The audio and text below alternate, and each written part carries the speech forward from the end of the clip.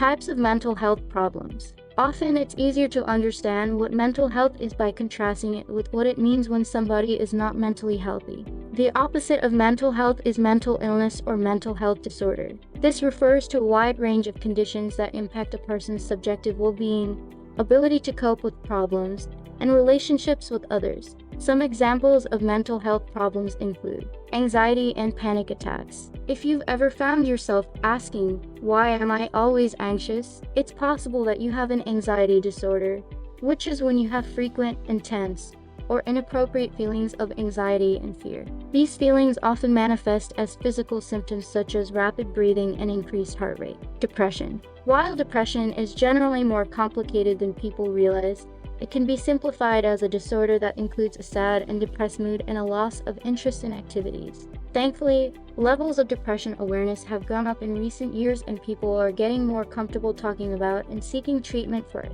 Bipolar disorder. Characterized by alternating periods of mania and depression, or intense highs and lows, nearly 3% of American adults have bipolar disorder, of which there are two types. Bipolar I includes manic episodes, while bipolar Roman II includes hypomania, euphoria, unusual behavior, and major depression. Eating disorders. While most people think of anorexia nervosa when they think of eating disorders, there is actually a range of conditions under this umbrella, all of which involve abnormal or disturbed eating habits. This includes bulimia, orthorexia, and binge eating disorder, among others. Obsessive-compulsive disorder. It's all too common for people to throw around the term OCD when they're referring to being highly organized and clean, but the obsessive-compulsive disorder is actually so much more complicated than that. Sufferers have repetitive thoughts or perform repetitive actions without being able to control it. Personality disorders. When a person's disordered behavior and inner experiences don't fit with their culture's norms and cause friction with their social and personal life, they are considered to have a personality disorder.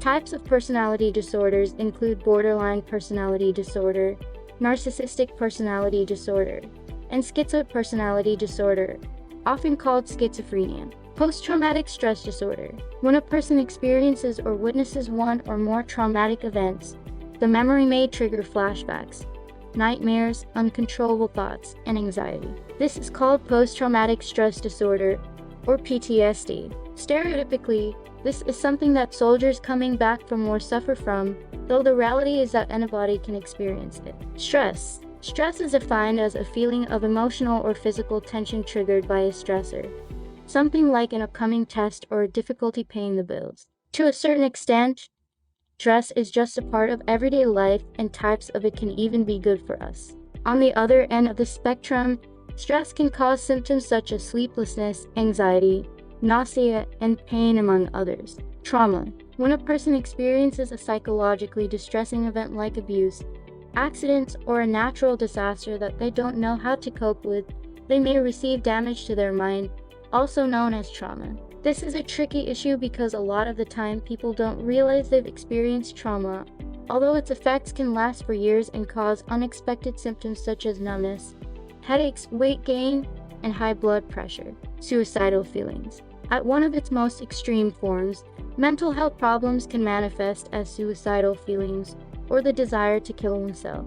Not everybody with suicidal feelings acts on them, though the unfortunate reality is that many do. While suicidal feelings are often a symptom of depression, there are also many other causes, including medication side effects and bullying. If you ever feel like you might want to kill yourself, it's critical you talk to somebody about it as soon as possible. If you do find out that you have a mental health disorder and need to take medication or go to therapy, there is absolutely nothing to feel ashamed of. In fact, the more you're open about it, the more you'll contribute to creating a world in which everybody understands that mental health is just as important as physical health, and that mental illnesses are no more shameful or to be blamed on the individual than having the flu or needing a kidney transplant.